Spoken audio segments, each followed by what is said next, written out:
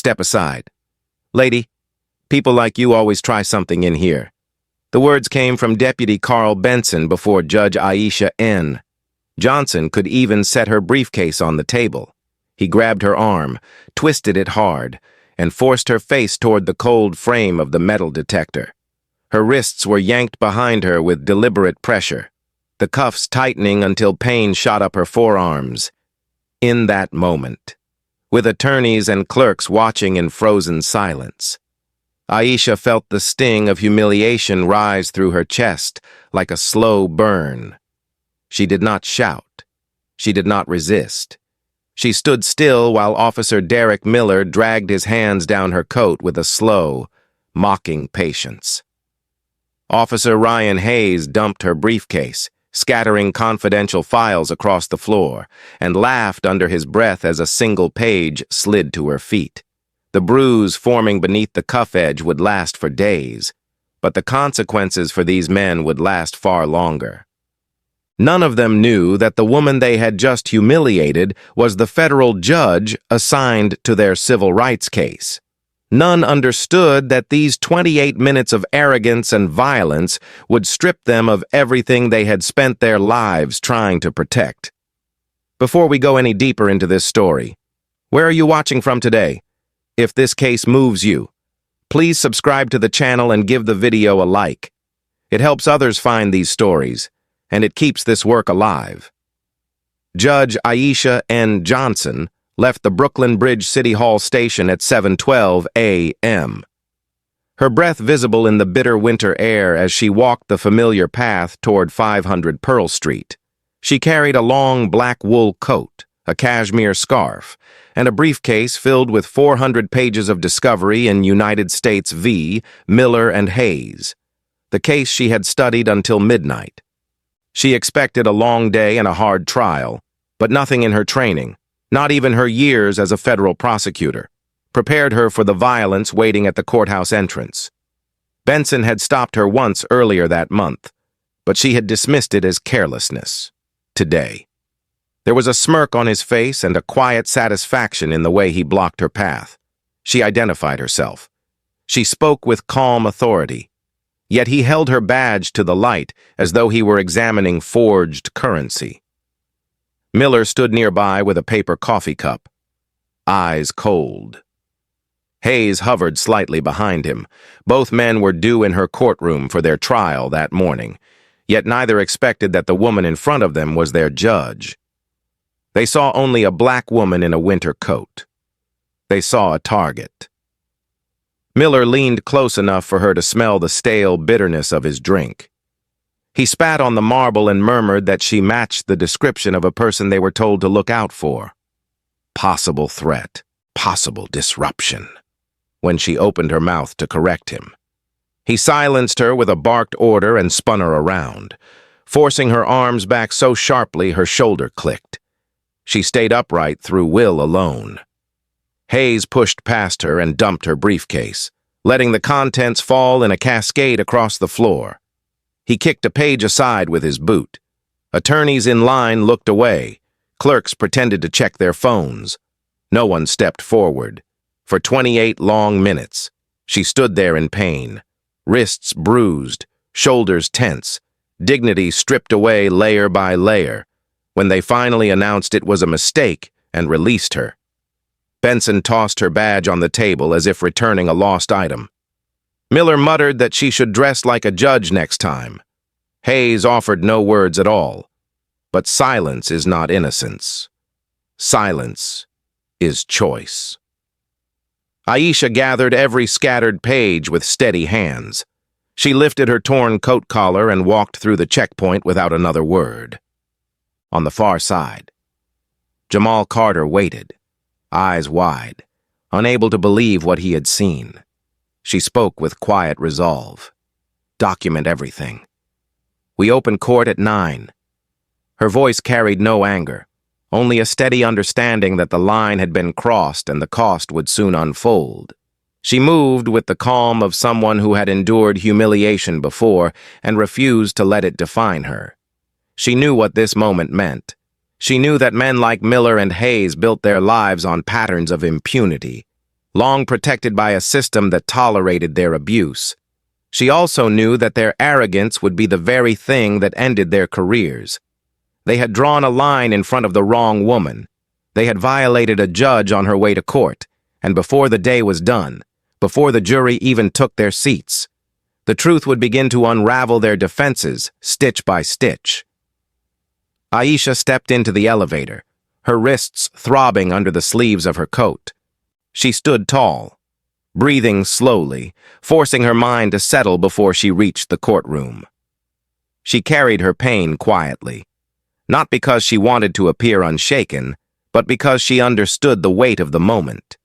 She could not allow emotion to blur her judgment. When the doors opened on the 23rd floor, she walked with measured steps toward chambers, aware that every move she made from now on must be deliberate.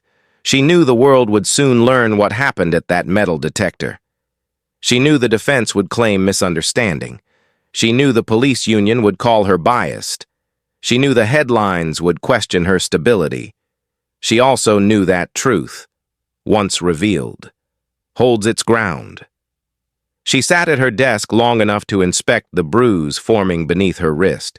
She let herself feel it, not the pain itself, but the memory it carried. Her father, beaten by police in 1992. Her law school years spent studying cases of misconduct. The promise she made at her confirmation hearing to protect the Constitution without fear or favor. Today would test that promise. At 8:45 a.m., she rose, corrected her coat, and gathered the corrected files Jamal had already reorganized. She thanked him with a quiet nod. No dramatic words. No expression of fear. Aisha lived through too much to be shaken by men like these. She understood what they were. She understood what they believed they could get away with. But she also understood the law, and she understood the power of evidence. When she stepped through the side door of the courtroom at 9:10 a.m., the room fell silent. Reporters stared. Defense counsel blanched. Miller and Hayes slowly realized what they had done. Aisha took her seat with calm authority and called the case. Her voice was steady, her judgment unclouded. The trial was set to begin, and so was their unraveling. Miller felt the first crack of fear when the side door opened and Judge Aisha N. Johnson stepped into courtroom 23B, wearing the same torn coat they had mocked hours earlier, her wrists still marked by the cuffs they had tightened. The courtroom went silent in a single breath. Reporters froze with their pens mid-air. Defense counsel stared at her with widening eyes. Aisha walked to the bench with calm, deliberate steps, the measured stride of someone who had already decided she would not let humiliation guide her judgment. All rise. The words echoed, and every person in the room rose. Miller whispered to Hayes, "That's her? We're finished." His voice trembled, the first sign of a man who finally understood that the violence he thought was invisible had found its witness. Aisha looked directly at them, her expression still, her tone controlled, her presence undeniable. Case 123, CR 00876, United States versus Derek Miller and Ryan Hayes. Charges include conspiracy against rights under color of law and falsification of records. Are the parties ready? Defense counsel rose too quickly, as though startled by his own body. Your Honor, sidebar. Aisha shook her head with a slow firmness. Denied. The single word reclaimed the space. It reminded everyone that justice does not pause to protect the comfort of men who have spent years exploiting silence. She allowed no delay. She allowed no retreat. She moved the trial forward with a clarity shaped by years of endurance and a morning that had stripped away every illusion these officers had about how power shields them. The first witness entered. A young black man, 23, shoulders still uneven from the collarbone that Miller had broken during a routine stop. His voice shook, but he spoke with the honesty of someone who no longer cared whether the courtroom believed him. Pain had already taken the place of fear. The defense attempted to object to his testimony, but Aisha silenced them with a calm reference to established procedure. Then she instructed the clerk to play the body camera footage. A file the department had claimed was lost, deleted, irrecoverable. Yet here it was, restored by Jamal Carter, who had stayed in chambers until dawn, piecing it back together with methods the department did not know he understood. The screen lit the room. Miller's fists appeared. Hayes's laughter followed. The young man on the ground cried out when the blow landed. The jury watched with a silence so complete it seemed to pull the air from the room. Aisha watched them, not the screen. She saw the slow tightening of their jaws. She saw their bodies lean back with instinctive recoil. Truth, when finally shown, carries its own force. When court adjourned, reporters rushed to the hallway. Miller's lawyer avoided them. Hayes kept his eyes fixed on the floor. Aisha walked to her chambers with quiet steps, refusing any offer of escort. She closed the door behind her and exhaled slowly. Her wrists throbbed. Her shoulders ached from the way Miller had forced them that morning.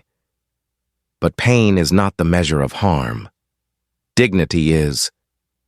She sat at her desk long enough to remove her coat and fold it neatly, the torn collar hidden beneath the fabric. She refused to let the damage take center stage. She believed in restraint. She believed in resolve. She believed in the power of law to expose those who misuse it. But even she was not prepared for what happened next. Her phone buzzed. No caller ID. She answered because judges answer calls they do not expect. A man's voice. Low. Controlled. "Recuse yourself," he said, "or your daughter at Bronx Science pays the price." The words were not shouted. They were spoken with a chilling calm. The kind of tone that belongs to someone who assumes the law bends in his direction. Aisha did not respond. She ended the call. She placed the phone face down on her desk. For a moment, she sat motionless, letting the threat settle in the air so she could study its weight. Fear did not claim her, but it pressed against the edge of her composure. She knew the call came from someone who understood her life, her child, her schedule. This was not random cruelty. This was strategy. When Jamal knocked softly and entered, he saw that something had shifted in her expression, not broken, not shaken, but sharpened. He placed a new stack of documents on the desk, observing the faint marks on her wrists. "Your Honor," he said quietly, "I checked the server logs. Something was wiped this afternoon."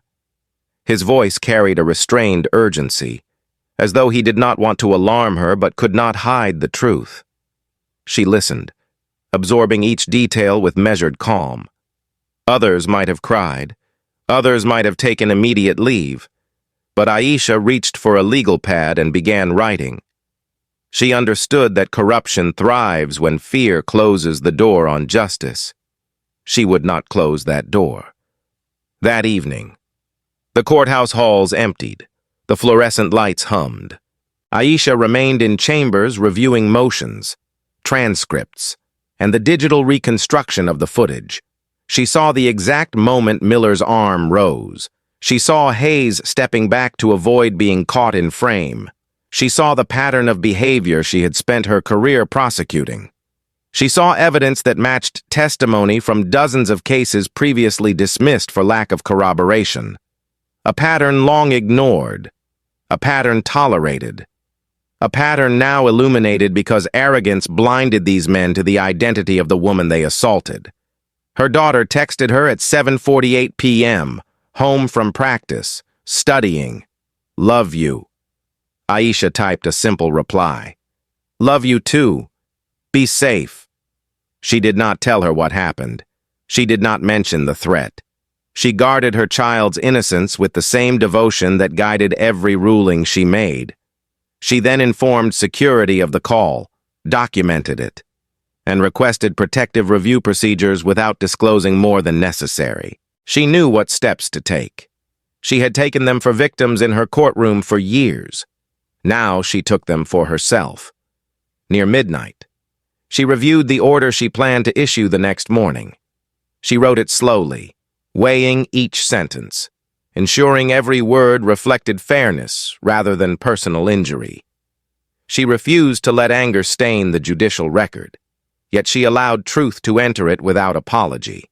In the quiet of those late hours, she understood something deeper. The violence against her that morning was not a personal insult.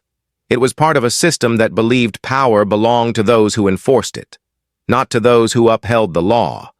And now that system had revealed itself. The courtroom tomorrow would not only examine Miller and Hayes, it would examine everyone who protected them, everyone who erased complaints, everyone who claimed footage was missing, everyone who threatened her child. Aisha closed the file and stood. Her body was tired. Her mind was firm. Tomorrow, the trial would continue. And tomorrow, the blue wall that shielded these men would begin to show the fractures she had always suspected. She turned off the lamp, walked to the door, and whispered a single line to herself, not out of fear, but out of resolve. This ends now.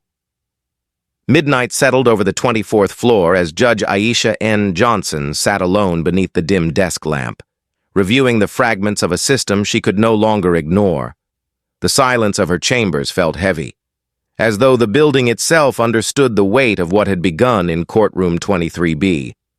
Jamal entered without speaking at first, carrying an external drive with both hands, as if it contained something fragile. He placed it gently on her desk. "The main server was wiped at 2:14 this afternoon," he said, his voice quiet but steady. But Lydia Ramirez mirrored everything before the purge. Aisha opened the files, each image sharpening into view. The footage was clear, too clear. It showed Deputy Benson ordering her detention with open disdain. It showed Miller forcing her wrists behind her with unnecessary force, his hands lingering in places that had nothing to do with safety. It showed Hayes laughing as her briefcase hit the floor. It showed clerks looking away, pretending not to see. Every second of humiliation preserved with painful precision.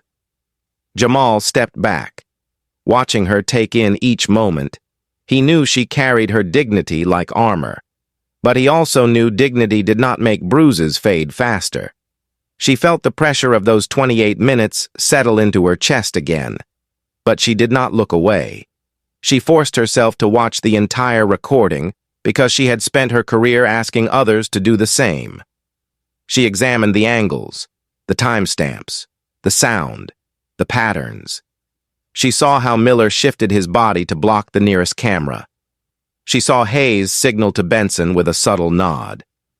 She saw a choreography of misconduct shaped by years of practice, smooth enough to look routine to anyone unwilling to look closely. But she was willing. A soft knock interrupted the stillness. Detective Maria Ria Gonzalez stepped inside, her winter coat flecked with melting snow, her expression one of exhaustion mixed with a resolve she had built over 19 years of surviving within the same department now on trial. Aisha rose to greet her, offering the dignity Gonzalez had been denied for too long. Gonzalez spoke before sitting.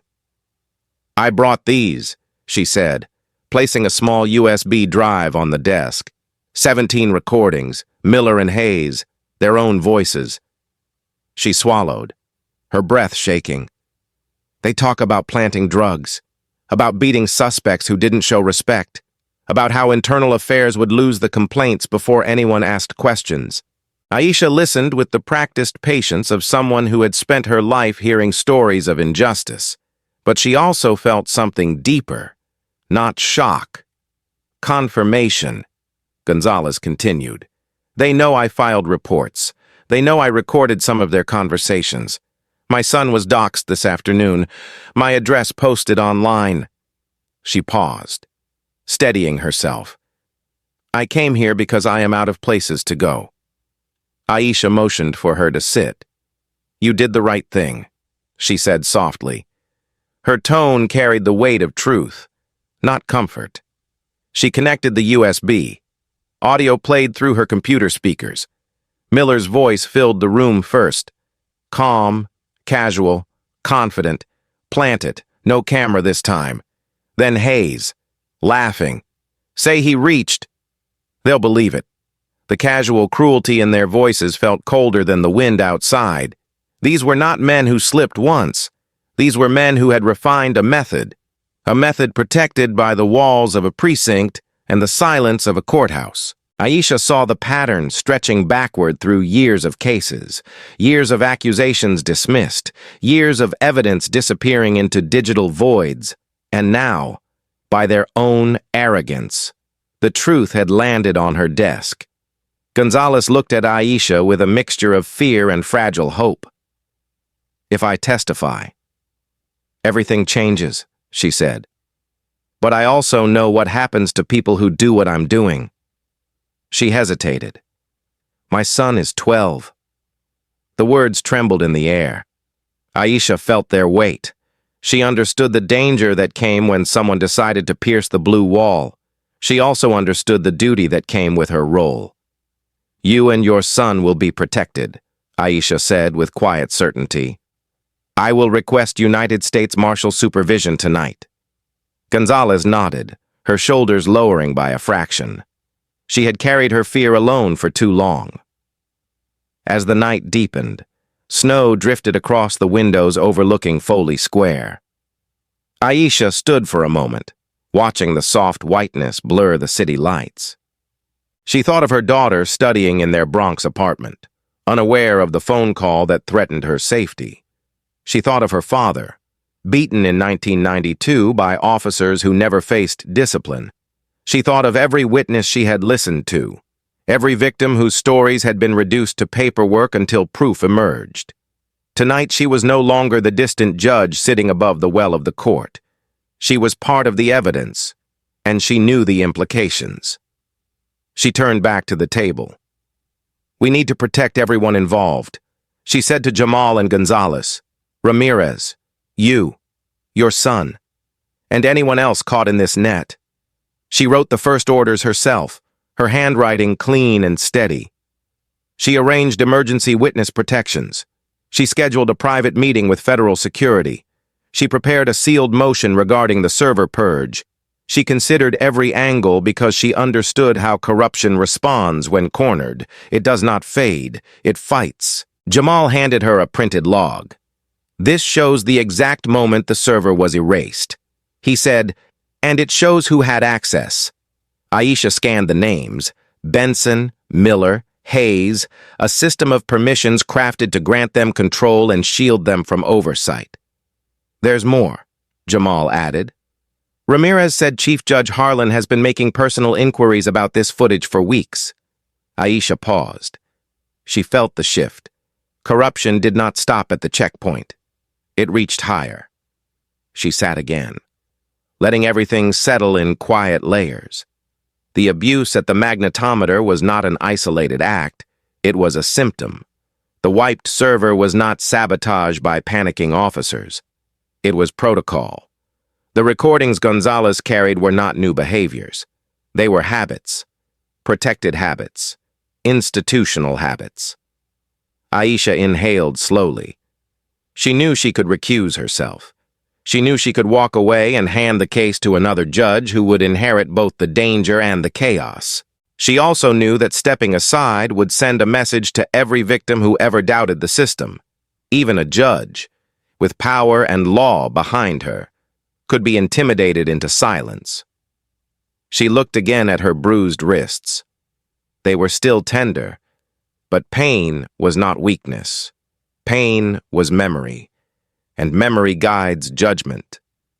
She turned to both of them. "We proceed," she said, "no matter how deep this goes." Gonzalez lowered her head with visible relief. Jamal exhaled slowly. The three of them understood the magnitude of what had begun. The trial was no longer about two officers. It was about a decade of concealed misconduct, stretching from a precinct to the upper floors of the courthouse itself. Aisha issued the final order of the night. United States Marshal Protection for Gonzalez and Ramirez, immediate data preservation, and sealed testimony protocols. When the last document was signed, she shut down her computer and stood. Her body felt heavy, but her purpose felt sharper than it had in years. She whispered to herself, "They think they broke the right woman." She reached for her coat. They didn't. By the end of the week, the storm around Judge Aisha N. Johnson no longer lived inside the courthouse walls. It spilled into headlines, television panels, donor meetings, and backroom conversations where power brokers spoke in low tones about controlling the narrative before it consumed them. The New York Post ran its first attack piece at dawn. Federal judge accuses hero cops of assault. No evidence, the headline declared, followed by a photograph of Miller in full uniform holding a rescued puppy from a staged community event 5 years earlier. Cable networks repeated the story before breakfast. Commentators on morning shows referred to Aisha as emotional, aggressive, or unfit for objectivity. By afternoon, a Fox News panel held up her torn coat as proof she was manufacturing victimhood for political gain. No one mentioned the video they had not yet seen. No one asked why the server had been wiped. No one questioned why a sitting federal judge would risk her career on a false accusation. The truth did not matter. The narrative had already been built. The Police Benevolent Association spent $2 million on ads demanding her immediate recusal, calling her biased against law enforcement. Their message echoed through social media with paid amplification. She is not a judge. She is an activist in robes. Aisha read each headline without reaction, but Jamal saw the exhaustion forming behind her eyes. The attacks escalated faster than the court could process motions. Her SUV, parked outside her Bronx apartment, was vandalized with spray paint reading "Traitor." Neighbors who once waved politely now turned their eyes away, not from agreement, but from fear. At 4:12 p.m. on a Wednesday, her daughter received a text message from an unknown number. It contained a photo taken from across the street, aimed at their apartment window. The caption said only, "Nice view." Aisha's body went still when she saw it. She tightened her grip on her phone and called the United States Marshals without hesitation. That night, her daughter was moved to a secure federal hotel with a plain hallway, a locked door, and a protection detail outside. Aisha hugged her child longer than usual before stepping back into the cold. She did not mention the threat. She did not explain the danger. She only said, "You are safe." That is all that matters tonight. Back at the courthouse, her chambers became a fortress of documents, recordings, and sealed filings. No personal calls, no unannounced visitors. Every knock was verified before she answered. Even then, she opened the door only a few inches. Fear had not taken root in her, but caution had. She was a mother. She was a daughter. She was a judge shaping a case that threatened careers, pensions, connections, and reputations that had been protected for decades. People did not surrender that kind of power peacefully. Chief Judge Robert Harlan summoned her to his chambers on Thursday morning. She entered with measured calm. Harlan did not rise to greet her. He kept his eyes on a stack of newspapers, each filled with commentary attacking her integrity. "Aisha," he said, finally looking up. "This has gone too far." His voice carried the tone of a man who believed he still held authority over her decisions. "You are embarrassing the courthouse. You are jeopardizing public trust. You are forcing this institution into a political war we cannot afford." She met his gaze without blinking. "I am upholding the law," she said, "if that embarrasses anyone. The problem is not the law." Harlan leaned back, frustrated. "Recuse yourself. End this. I can assign another judge. This all disappears." She paused long enough to let the weight of her next words settle. No, Chief. For the first time. The courthouse is becoming honest. That is what scares you. Harlan's jaw tightened. He pushed a document across the desk. Then understand the consequences. The union is furious. The mayor's office is calling. The district attorney is calling. Even the governor's legal counsel reached out. They are concerned about the court's stability. They want you gone from this trial. Aisha placed a single finger on the edge of the document. She did not read it. Pressure from those who benefit from silence is not a reason to abandon duty, she said. Harlan exhaled, irritated. You are making this personal, Aisha answered with steady clarity. They made it personal when they put their hands on me and then threatened my child. Silence filled the room. Harlan broke it only to say, This will cost you. She turned toward the door. Then let it cost me. But it will cost them more. Outside the chief judge's chambers, reporters waited behind barricades, their breath clouding in the winter air. They called her name, shouting questions about bias, misconduct, and supposed conflicts of interest. Aisha did not stop. The wind carried their voices behind her as she entered the building again, the echoes fading into the long hallway leading to her chambers. She had work to do. The attacks, the threats, the political pressure. None of it changed her responsibility. The system had failed too many people for too long, and she refused to allow one more case to be buried under false narratives. Later that evening, Jamal stepped into her office, holding a folder with trembling hands. This came from the district attorney's office. He said, A formal request for you to step aside. They claim public perception makes you unfit. Aisha opened the folder, scanned the letter, and placed it aside. They are protecting themselves, she said softly. Not justice. Jamal hesitated. Are you safe? She looked at him with a calm that came not from denial, but from certainty. I am safer standing in truth than stepping away from it. Outside the courthouse, protest lines grew. Black Lives Matter activists demanded transparency. Back the Blue supporters held signs accusing her of destroying good officers. New York City Police Department barricades separated the two groups as helicopters circled overhead. None of this noise entered Aisha's voice the next morning when she took the bench. She wore a new coat. She held her notes with steady hands. She opened court with the same formal calm she had carried since her appointment. She did not mention the headlines. She did not reference the threats. She did not acknowledge the political pressure. She simply said, We will proceed, and for the first time. The courthouse understood that this case was no longer about two officers. It was about the truth itself. It was about a woman who refused to step aside. It was about a system that trembled because she would not kneel. Day 12 of the trial began with a quiet tension that settled over courtroom 23B like a held breath. Judge Aisha N.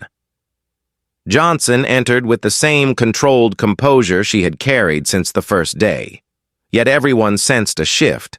Her steps were steady, her expression calm. But beneath that calm lay the weight of what she intended to reveal. Reporters filled every bench. Lawyers whispered predictions they knew were speculative at best. Miller and Hayes sat rigid at the defense table, their uniforms replaced by plain suits that could not conceal their unease. Miller's jaw clenched each time he glanced toward the bench. Hayes tapped his foot so quickly it appeared to tremble. Aisha opened the session with a formality that left no room for interpretation. We will resume where we left off, she said. Please prepare the exhibits. Her tone carried the kind of quiet certainty that tells a room change is coming. No one knew how close that change was. At 10:14 a.m., she gave a single instruction to the clerk. Play the full security recording, not the fragments shown earlier, not the partial clips the defense had tried to dismiss. The full 28 minutes. The room dimmed as the screens brightened. The footage began with Aisha approaching the magnetometer that morning. The courtroom watched as Benson blocked her path, his expression dismissive, his tone laced with authority he had no right to wield. Then Miller entered the frame.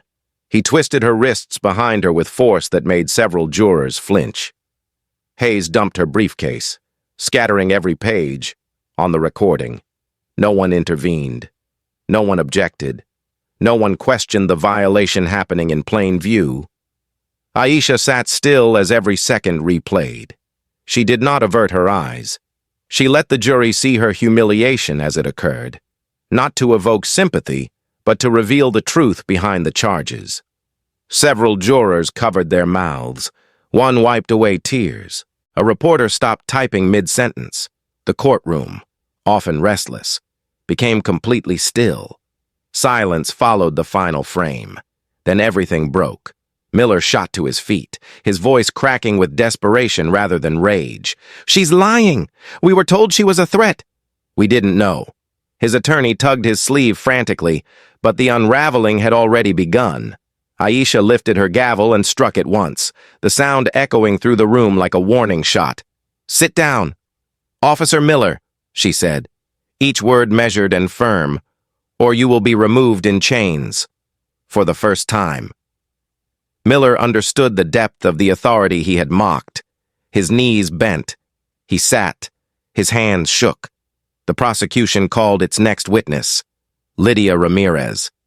She stepped into the courtroom with visible fear in her posture, but her voice carried the strength of someone who had decided truth mattered more than safety.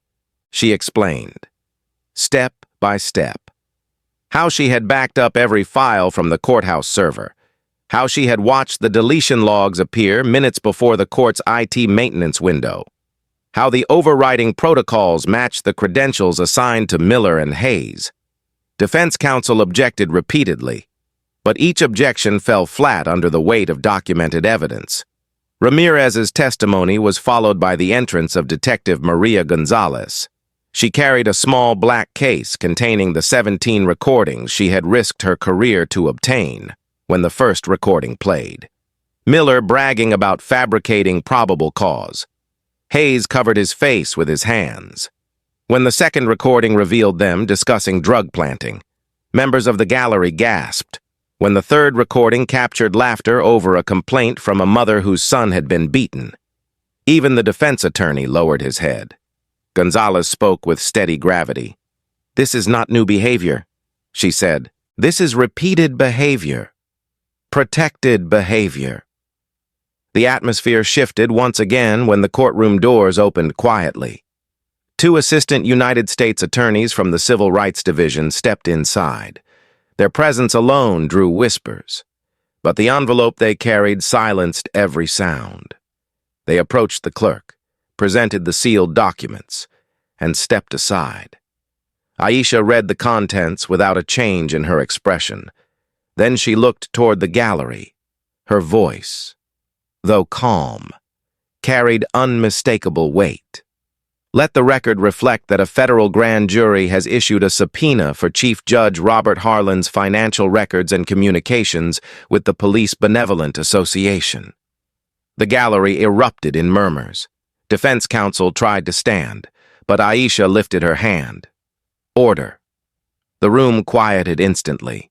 In the corridor outside, the consequence of that subpoena unfolded in real time. Chief Judge Harlan attempted to leave through the side exit, his coat half-buttoned, his face drained of color, but two FBI agents stood waiting. They spoke to him quietly, professionally, and guided him away from the door. Reporters followed at a distance, their cameras capturing the moment. A powerful man understood he could no longer control the narrative he had tried to shape. Inside the courtroom, Aisha continued the proceedings without referencing the commotion outside. Her control anchored the room. She returned her attention to the jury. "You have now seen and heard evidence previously withheld. You must evaluate it carefully, without fear and without favor." Her words, though directed at the jury, were meant for the entire courthouse, the clerks who looked away, the officers who stayed silent, the administrators who buried complaints. and the leaders who traded justice for protection. As she concluded the day's session, she felt the weight of her mourning bruises and the threat made against her daughter, yet she carried neither into her tone. She simply said, "Court is adjourned," and tapped her gavel once more. The sound reverberated through a system that had long believed it could act without consequence. Outside, the winter wind cut across Foley Square. Reporters shouted questions, protesters chanted, officers whispered among themselves, and in the center of it all, Aisha walked with quiet determination. The blue wall had begun to crack, not from force, but from exposure, not from anger, but from truth, not from vengeance, but from justice. Her steps that afternoon marked a turning point not just in the trial, but in the very institution she had sworn to protect. For the first time in decades, the Southern District of New York saw its own shadows clearly, and shadows, once seen, can no longer hide. Sentencing day arrived with a solemn weight that neither snow nor silence could soften. And when Judge Aisha N. Johnson stepped into courtroom 23B, every person present understood that the case had moved beyond guilt. Today was about consequence. Real, irreversible consequence. Miller stood at the defense table in a wrinkled suit that failed to dignify the man he had once pretended to be. His hands shook, his posture sagged.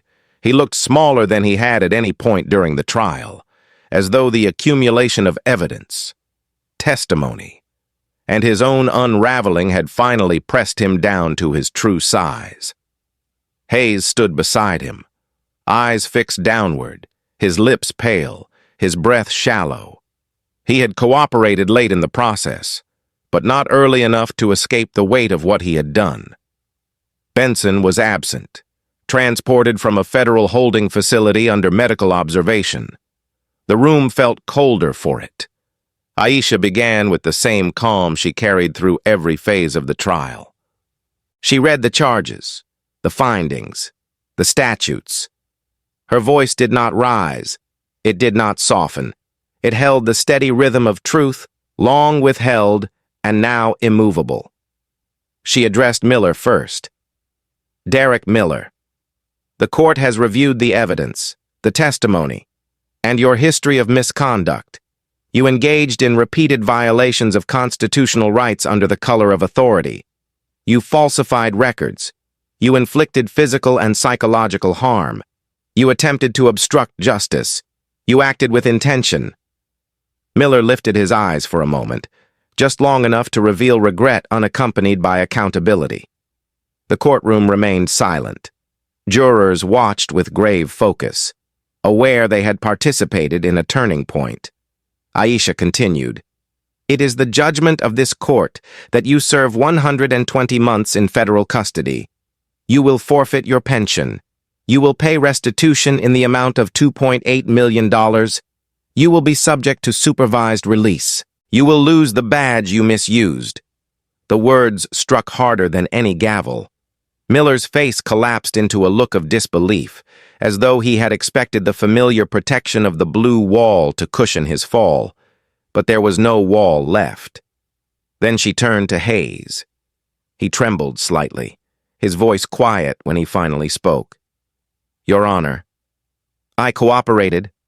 I tried to." She lifted her hand gently. "Mr. Hayes, the court acknowledges your late cooperation, but cooperation does not erase the harm you chose to enable. You knew what was happening. You remained silent.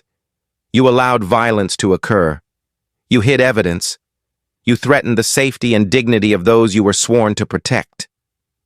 Hayes nodded slowly, tears gathering but not falling.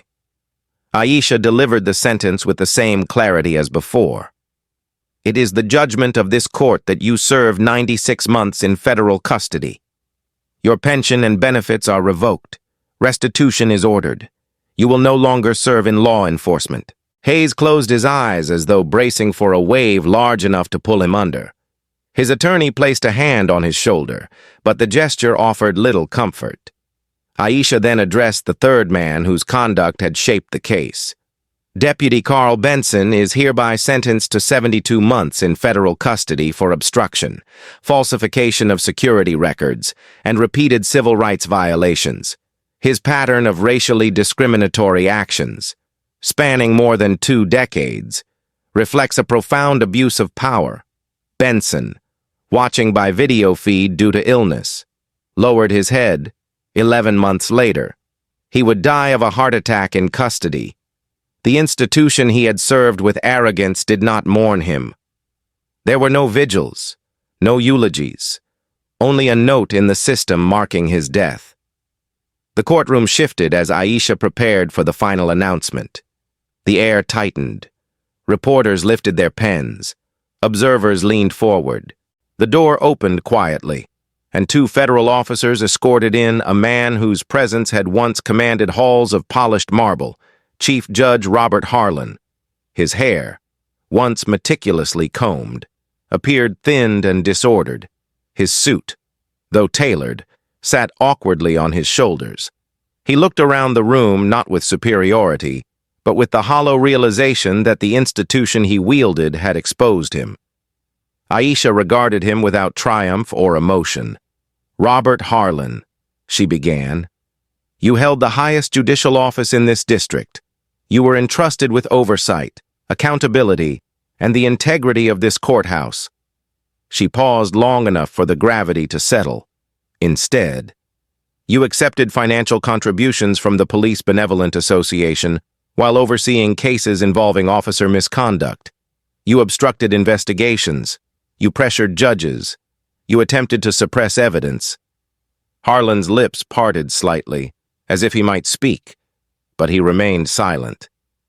"For these actions, you are sentenced to 84 months in federal custody, followed by forfeiture of your judicial title and all related privileges." His shoulders fell with the quiet collapse of a legacy undone. The final figure addressed was Manhattan District Attorney Emily Ford. She stood with stiff posture, her political poise unable to mask the fear beneath. She was not being sentenced for a crime, but was called forward for formal censure. District Attorney Ford knowingly used her office to obstruct the release of legitimate complaints regarding the defendants. She acted in concert with political actors to influence public perception of the case. Ford's chin trembled, Aisha concluded. "This court issues a formal reprimand and refers the matter to the State Oversight Commission. You are hereby censured." Ford would resign within weeks, losing her re-election bid by 40 points and eventually taking work defending insurance companies at a fraction of her former salary. When the proceedings ended, the courtroom remained still. The sentences had not only punished individuals, they had pierced a system that relied on secrecy, habit, and fear. The echo of consequence lingered in every row. Aisha closed the session with a tone softened only by truth. "Justice is not comfort," she said. "Justice is accountability," when she stepped into her chambers. The door closed behind her with a quiet sound that felt heavier than usual. She removed her robe and sat, resting her hands on the desk. Her wrists still bore faint discoloration from the assault weeks earlier. She touched the marks gently, not with anger, not with pride, but with recognition. She had sentenced the men responsible. She had confronted the institution that protected them. And yet, the toll remained. She required 2 years of therapy for post-traumatic stress disorder. Loud footsteps in courthouse hallways made her pulse quicken. The metallic click of handcuffs still caused her breath to catch. Healing was not linear, it was steady. Private work, but the consequences she delivered today ensured that the harm she endured would not be repeated without resistance. Her pain became testimony. Her endurance became precedent. Her judgment became the warning the system had long needed. And though the trial was over, she understood something deeper. Justice does not end with sentencing. It begins there, 1 year later. The winter wind moved differently around 500 Pearl Street. as though the courthouse itself carried a quieter, steadier breath. The protests had faded. The barricades were gone. Yet the memory of what happened inside those walls still lived in every hallway, every courtroom, every whispered conversation between young clerks who had entered the profession with clearer eyes because of Judge Aisha N. Johnson. A bronze plaque now stood at the entrance, simple in design yet profound in message: Civilian Complaint Review Board, Southern District Oversight Office. It marked the first time in the court's history that civilian oversight had been woven directly into its structure. No one spoke of it as a gift. It was a reckoning, a boundary, a promise that the days of buried complaints and missing footage were no longer the accepted norm. Officers entering the building now wore tamper-proof body cameras without exception. Their footage streamed to an independent federal server beyond their reach. Internal affairs had lost its gatekeeping power. Attorneys who once rolled their eyes at misconduct claims now approached such allegations with the seriousness they deserved. Reform, once considered a fragile hope, had become daily practice inside her chambers. Aisha N. Johnson reviewed a new docket, her handwriting steady, her focus unwavering. She had been confirmed as Chief Judge of the Southern District of New York, the first black woman in its history to hold the position. The Senate vote came with praise, analysis, criticism, and all the noise she had learned to filter. She accepted the role not for ceremony, but for responsibility. Yet she refused the lavish celebration the court planned. She did not need applause. She needed integrity. She needed truth rooted firmly enough that it could not be swept aside the next time someone decided a complaint was inconvenient. Her chambers now held 2 new staff members assigned to oversight coordination. Jamal remained her senior clerk, more confident than the young man who once trembled bringing her evidence of corruption. Lydia Ramirez now worked under federal protection in an expanded IT role. Her mirrored drive protocol adopted district-wide. Detective Maria Gonzalez had been reassigned to the Federal Task Force on Civil Rights. Her courage finally acknowledged by the institution that once marginalized her. Each of them represented a thread in the web of truth that had lifted the courthouse into a new era. Yet change came with cost. Aisha still felt the echo of her trauma each morning when she fastened her coat. She still paused when passing the security checkpoint, even though every officer now rose when she approached. She still heard the metal click of handcuffs in her memory, sharp and sudden, even when no sound existed. Healing, she learned, was not a moment. It was a long, steady discipline. She met with her therapist twice a week. She meditated at dawn. She kept her daughter close, guiding her through the fear that had once darkened their home, but she never allowed pain to define her. She carried it the way she carried every difficult truth, quietly, clearly, without shame, on Christmas Eve. Aisha stepped onto the courthouse roof. The city stretched below her, a mosaic of windows glowing against the cold. She wore a black coat. The collar lifted slightly against the wind. Her breath rose in small white clouds. The courthouse lights illuminated the faint scars on her wrists as she touched them, not with sorrow, but with reflection. She looked toward the horizon, where the bridges shimmered under winter fog. She remembered her father's beating in 1992. She remembered the humiliation of that morning at the magnetometer. She remembered the fear in her daughter's eyes when security moved them to the federal hotel. She remembered the silence of the courtroom as her assault played on the monitors. She remembered the sentences she had delivered. She remembered each cost along the way. And she spoke softly into the wind, her voice carrying the weight of every moment that brought her here. "I didn't break the blue wall," she said. "I just made sure the next black woman who walks through those doors doesn't have to bleed to do her job." She let the words settle into the cold air. They did not drift away. They stayed. They belonged to the building now, to the city, to the history she had shaped. After standing for several minutes, she turned and walked back inside. Her steps were quiet, but they carried the steadiness of someone who refused to be undone by what she had endured. She returned to her chambers, where a single desk lamp cast a warm light across a stack of new case files. She removed her coat, smoothed her sleeves, and sat down, outside. Holiday songs drifted faintly from passing cars, inside.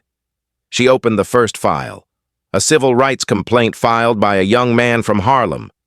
A search gone wrong, a pattern too familiar. She examined the facts with care. She took notes in crisp, deliberate lines. She paused only to sip a cup of tea that had long since cooled. The night grew deeper. The courthouse lights glowed against the frost, and Aisha continued her work. Not out of obligation, but out of purpose. She understood something clearly now. Justice is not an achievement. It is a practice, a discipline, a commitment renewed each day. The trial had ended, but her duty had not. She lifted her pen, turned to the next page, and read with steady focus. One case ended, another began, and beneath the weight of both, she remained the same, a woman who had confronted a system, borne its retaliation, endured its cost, and risen, not for herself, but for everyone who would follow. The work, she knew, was never finished. And that truth, spoken without fear, was her legacy. Thank you for taking the time to listen to this story. If it moved you, please subscribe to the channel and give the video a like. Your support helps these stories reach more people and keeps this work going.